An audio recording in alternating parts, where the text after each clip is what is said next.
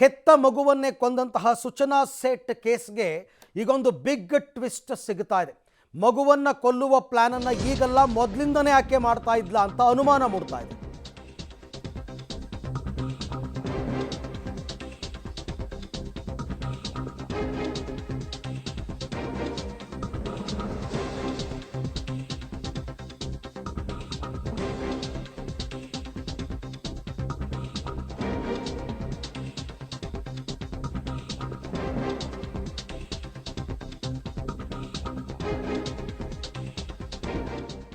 ನಾಲ್ಕು ವರ್ಷದ ಚಿನ್ಮಯ್ ಕೊಲೆಗೆ 4 ತಿಂಗಳ ಹಿಂದೆನೇ ಸ್ಕೆಚ್ ಹಾಕಿದ್ರ ಈಕೆ ಅಂತ ಅನುಮಾನ ಮೂಡ್ತಾ ಇದೆ.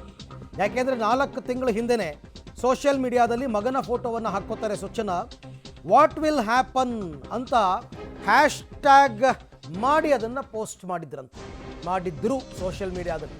4 ತಿಂಗಳ ಹಿಂದೆನೇ ಮಗು ಫೋಟೋ ಹಾಕಿ ವಾಟ್ ವಿಲ್ ಹ್ಯಾಪನ್, ಮುಂದೇನಾಗಬಹುದು ಅನ್ನೋ ರೀತಿಯಲ್ಲಿ ಅವರು ಹ್ಯಾಶ್ಟ್ಯಾಗ್ ಹಾಕಿ ಮಾಡಿದರು.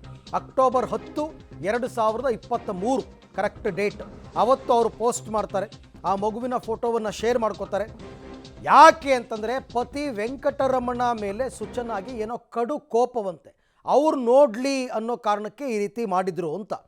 ಒಲ್ಲದ ಮನಸ್ಸಿನಿಂದ ಮಗುವನ್ನು ತೋರಿಸ್ತಾ ಇದ್ರು. ಯಾಕೆಂದರೆ ಕೋರ್ಟ್ ಆದೇಶ ಇತ್ತಲ್ಲ, ಹಾಗಾಗಿ ಗಂಡನಿಗೆ ವಾರಕ್ಕೊಂದು ದಿನ ಒಲ್ಲದ ಮನಸ್ಸಿನಿಂದ ಮಗುವನ್ನು ತೋರಿಸ್ತಾ ಇದ್ರು. ಪತಿ ಮೇಲಿನ ಕೋಪಕ್ಕೆ ಮಗುವನ್ನು ಬಲಿ ಕೊಟ್ಟಳ ಅಂತ ಈಗ ಪೊಲೀಸರಿಗೆ ಇನ್ನೊಂದು ಆ್ಯಂಗಲ್ ಸೋಷಿಯಲ್ ಮೀಡಿಯಾದಲ್ಲಿ ಆಕೆ ಪೋಸ್ಟ್ ಮಾಡ್ಕೊಂಡಿದ್ದು ನೋಡ್ತಾ ಇದ್ದೀರಾ. ಅವರೆಲ್ಲ ಜೊತೆಗಿದ್ದಿದ್ದ ಫೋಟೋಗಳು ವಿಡಿಯೋಗಳನ್ನು ಕೂಡ ತಾವು ಗಮನಿಸ್ತಾ ಇದ್ದೀರಾ. ವಾಟ್ ವಿಲ್ ಹ್ಯಾಪನ್ ಅಂತ ಮಗು ಫೋಟೋ ಹಾಕ್ಬಿಟ್ಟು ಅಕ್ಟೋಬರ್ 12, 2023 ಆಕೆ ಸೋಷಿಯಲ್ ಮೀಡಿಯಾದಲ್ಲಿ ಪೋಸ್ಟ್ ಮಾಡ್ಕೊಂಡಿದ್ರು.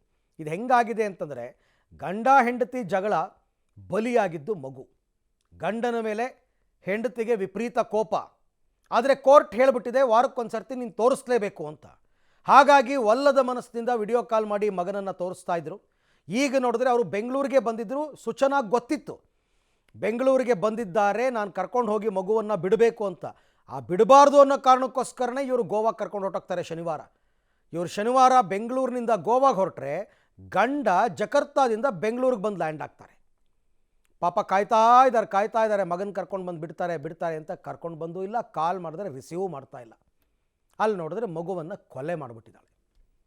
ಗಂಡನ ಮೇಲಿನ ಕೋಪ, ಗಂಡನಿಗೆ ಮಗನನ್ನು ತೋರಿಸಬಾರ್ದು ಅನ್ನೋ ಕಾರಣಕ್ಕೆ ಎಂತಹ ಕೆಟ್ಟ ನಿರ್ಧಾರಕ್ಕೆ ಈ ಹೆಂಗಸು ಬಂದಿದ್ದಾರೆ ಅಂತ ನೀವೆಲ್ಲರೂ ಕೂಡ ಅರ್ಥ ಮಾಡ್ಕೋಬೋದು.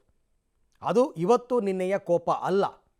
4 ತಿಂಗಳ ಹಿಂದೆನೇ ಆಕೆ ಮಗುವಿನ ಫೋಟೋವನ್ನು ಶೇರ್ ಮಾಡ್ಕೊಂಡಿದ್ದರು ಸೋಷಿಯಲ್ ಮೀಡಿಯಾದಲ್ಲಿ.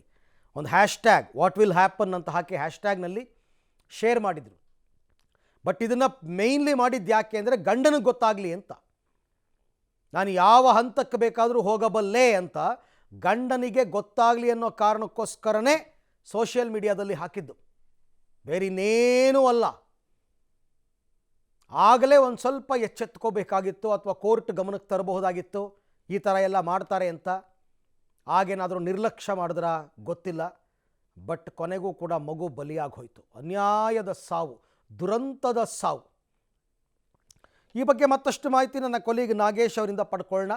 ನಾಗೇಶ್, ಮಗುವಿನ ಕೊಲೆಗೆ ಈಕೆ ಮೊದಲಿನಿಂದನೇ ಪ್ಲ್ಯಾನ್ ಮಾಡಿದ್ರು ಅನ್ನೋದಕ್ಕೆ ಪೂರಕವಾಗಿ ಏನೇನು ಸಾಕ್ಷಿಗಳು ಸಿಗ್ತಾ ಇದೆ?